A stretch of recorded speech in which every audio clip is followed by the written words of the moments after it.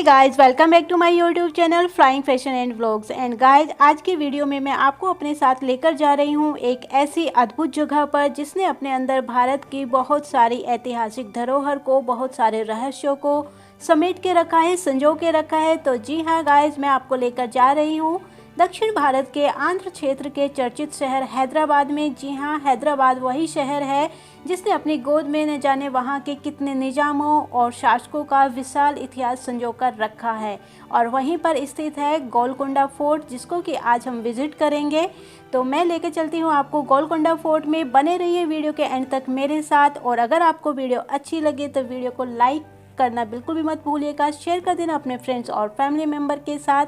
And guys, अगर आप channel पर पहली बार है तो चैनल को सब्सक्राइब कर दीजिए, वो भी बेल वाले आइकन के साथ। सो यहाँ से हमारा गोलकुंडा का सफ़र जो है वो बहुत ही नज़दीक आ गया है। हम बिल्कुल उसके नज़दीक आ गए हैं। ये कैंट एरिया है, उसका मुख्य द्वार है। यहाँ से आगे एक टर्न लेने के बाद हम पहुँच जाएंगे गोलकुंडा फोर्ट, जो कि आपको सामने एक पहाड़ी की तरह दिखाई दे रहा होगा। बस वही है हमारा गोलकुंडा फोर्ट, यानी कि हमारी आज की डेस्टिनेशन। ये है गोलकुंडा फोर्ट की ऊंची और मजबूत दीवारें, जो कि उसके इतिहास को बताती हैं कि कितनी मजबूती से इसको गढ़ा गया है। तो ये मेन रोड से गोलकुंडा फोर्ट कुछ ऐसा दिखाई देता है। और ये सामने का व्यू है। यहाँ से हमें अपना टिकट लेके अभी एंट्री करनी है, तो थोड़ी सी फॉर्मेलिटीज़ हम वहाँ पर कर रहे हैं। तो बने रहिए वीडियो के एंड तक मेरे साथ। गाइज, आज की वीडियो बहुत ही ज़्यादा स्पेशल है और बहुत ही ज़्यादा एंटरटेनिंग भी है आप लोगों के लिए। सामने का व्यू ये है। अब एंटर करने के बाद जैसे हम टिकट लेकर अंदर आते हैं तो हमें ये व्यू वहाँ का दिखाई देता है। यहाँ से हमारा गोलकुंडा फोर्ट जो है वो स्टार्ट हो जाता है। गोलकुंडा फोर्ट को बाहर से देखने पर तो एक पहाड़नुमा खंडर जैसा चित्र आंखों के सामने से गुजरता है, लेकिन अंदर जाने पर ऐसा लगता है मानो पहाड़ को काट काट कर किसी राजमिस्त्री ने इसे किले को गढ़ा होगा। गोलकुंडा का इतिहास लगभग 800 साल पुराना है और इतिहास के पन्ने इस बात की तस्दीक करते हैं कि इसका निर्माण वारंगल के शासकों ने 13वीं शताब्दी में कराया था। हालांकि बाद में इस किले की रौनक बहानी और कुतुबशाही शासकों की वजह से ही बनी। और ग्रेनाइट की पहाड़ी पर बना यह किला आज भी पहाड़नुमा खंडर इस वजह से दिखता है क्योंकि इसकी सामान्य सतह से जो ऊंचाई है वो लगभग 400 फीट के आसपास है। अगर इस किले के बनावट पक्ष की बात करें तो इस किले में 8 भव्य द्वार और 87 बुर्ज है, क्योंकि इस किले का उद्देश्य वाणिज्यिक उद्देश्यों और हीरे जवाहरातों के संरक्षण के लिए किया गया था। लिहाजा इसके निर्माण में सुरक्षा की दृष्टि से पुख्ता इंतजाम भी स्वाभाविक थे। बाहर से अंदर तक ये किला 3 चारदीवारियों से घिरा हुआ है। कहा जाता है कि दुनिया का जो चर्चित कोहिनूर हीरा था वो भी यहीं से मिला था। कोहिनूर के बारे में भी मैं आपको कुछ और जानकारी दूंगी, लेकिन उससे पहले अभी हम एंट्री कर लेते हैं गोलकुंडा किले में। इसका जो विजय द्वार है उससे ये विजय द्वार के सामने का दृश्य है। यहाँ पर ये इसकी सेफ्टी के लिए ये चीज़ें बनाई गई थी। और इस दरवाजे की, जिस दरवाजे से अभी हम एंटर करेंगे ना, उस दरवाजे की भी एक बहुत ही ख़ास बात है और उससे भी एक कहानी, एक रहस्य जुड़ा हुआ है, जिसको मैं वीडियो के एंड में आपको बताऊंगी जब हम इस गेट से वापस निकलेंगे तब। तो ये है हमारा मुख्य द्वार, जिस पर कि लोहे की मोटी मोटी कीलें जड़ी गई हैं और इसमें मोर की और बहुत ही सुंदर तस्वीरें भी बनाई गई हैं। और इन किलों को इसलिए जड़ा गया था जिससे कि हाथियों का भी इस पर आक्रमण ना हो सके। हाथियों से आक्रमण अगर करे कोई तो उससे भी इसका बचाव किया जा सके। यहाँ से 2-4 कदम चलते ही एक छोटा सा हॉल यहाँ पर हमें दिखाई देता है, जहाँ पर हम अभी रुके हुए हैं। आप इसकी छत को ध्यान से देखना, ये बहुत ही स्पेशल है। जैसे हम किले में प्रवेश करते हैं ना, एंटर करते हैं, तो ये सबसे पहला एक आश्चर्यजनक तथ्य है जो कि हमारे मन को, किसी भी पर्यटक के मन को यहीं पर मोह लेता है, बांध के रख लेता है। ये जो छत आप देख रहे हैं ये षटकोणीय आकार की बनी है और इसमें अगर आप यहाँ पर ताली बजाएंगे तो यहाँ की ध्वनि जो है, यहाँ का जो साउंड है, किले की सबसे ऊंचाई वाले स्थान पर, जहाँ पर बादशाह, सम्राट, शासक बैठते थे, उनके जो कार्य चलते थे, वहाँ तक सुनाई देती थी। यहाँ की जो तालियों की आवाज़ है वो आज भी उतनी ऊंचाई पर सुनाई देती है।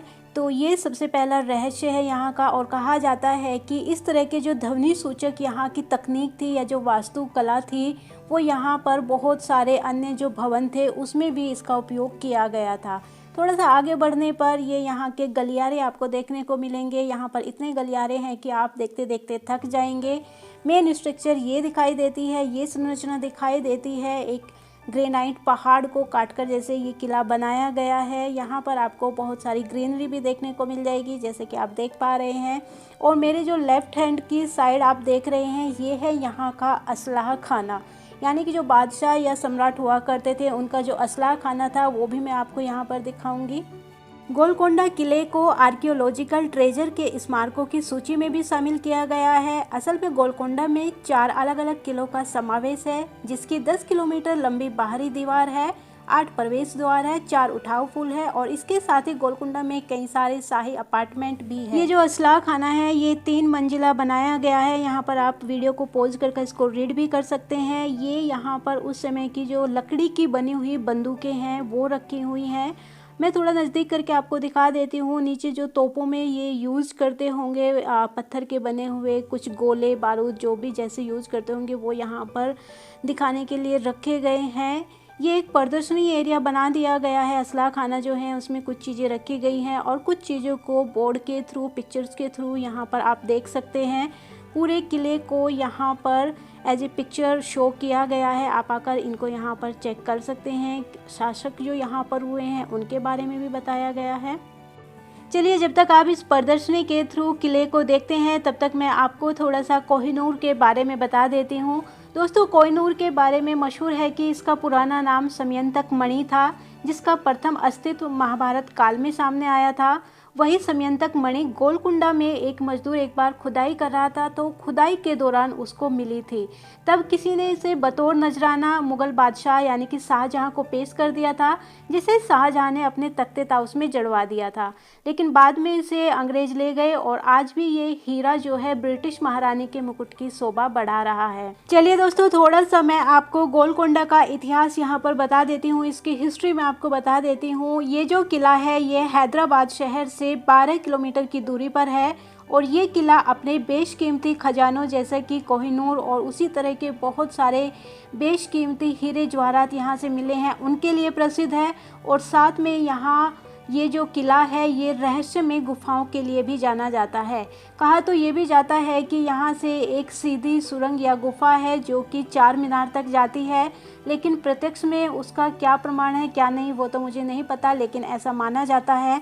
एंड गाइज, मैं साथ में आपको एक और बात बता दूं कि मेरी जो नेक्स्ट वीडियो है वो 4 मीनार से ही रिलेटेड है। तो अगर अभी तक आपने मेरे चैनल को सब्सक्राइब नहीं किया है तो प्लीज़ चैनल को सब्सक्राइब कर लीजिए, क्योंकि यहाँ पर मैं आपके लिए हैदराबाद, साउथ इंडिया से रिलेटेड बहुत सारी अच्छी अच्छी वीडियो लेकर आने वाली हूँ।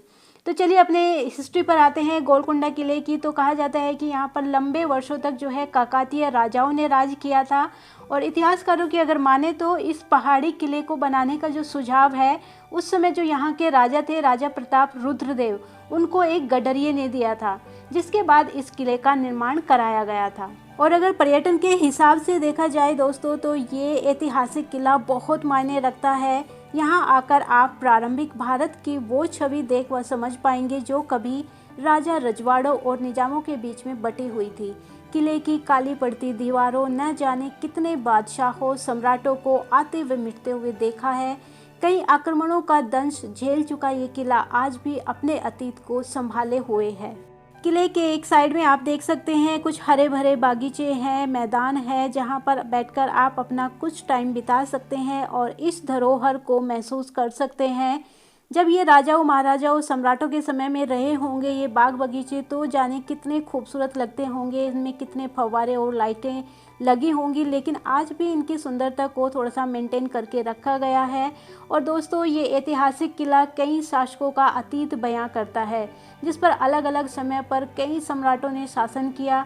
इस कड़ी में तो यह बात भी सामने आती है कि राजा कृष्णदेव राय ने एक संधि के तहत इस किले को बहमनी वंश के राजा यानी कि मोहम्मद शाह को सौंप दिया था, लेकिन फिर यहाँ कई लंबे समय तक बहमनी राजाओं ने राज किया, जिसके बाद गोलकुंडा पर एक नई सल्तनत यानी कि कुतुब शाही सल्तनत का आगाज हुआ था।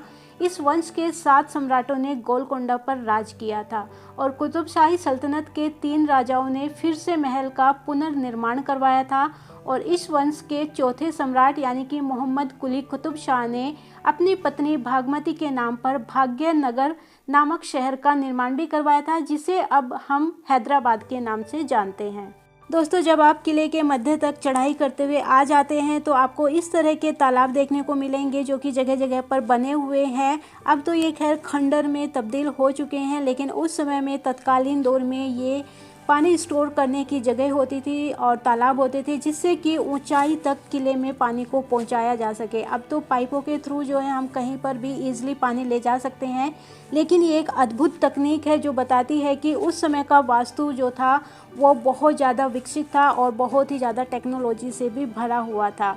तो यहाँ पर आकर हम थक चुके थे, थोड़ी देर हमने यहाँ पर बैठ गए हैं, क्योंकि इतनी लंबी चढ़ाई चढ़ने के बाद ये जो पूरा गोलकुंडा फोर्ट है ना 12-13 किलोमीटर तक फैला हुआ है, तो इतना एक साथ चलना पॉसिबल नहीं होता। तो आप भी अगर यहाँ घूमने आए तो बैठ के बीच में एंजॉय करते हुए फुल डे के लिए आप इसको प्लान करें, बहुत ही ज़्यादा अच्छा है। इसके बाद यहाँ पर बहुत सारे भवन भी है, जैसे रामदास का कोठा है, अंबरखाना है, कटोरा घर है, रानी महल है। इन सब चीज़ों से मैं आपको एक एक करके मिलवाने वाली हूँ। ये है रामदास का कोठा, जो कि बहुत ही ज़्यादा रहस्यमयी है और बहुत ही ज़्यादा इंटरेस्टिंग है इसकी कहानी मैं आपको सुनाती हूँ। पहले आप इसको एक बार अंदर से देख लीजिए।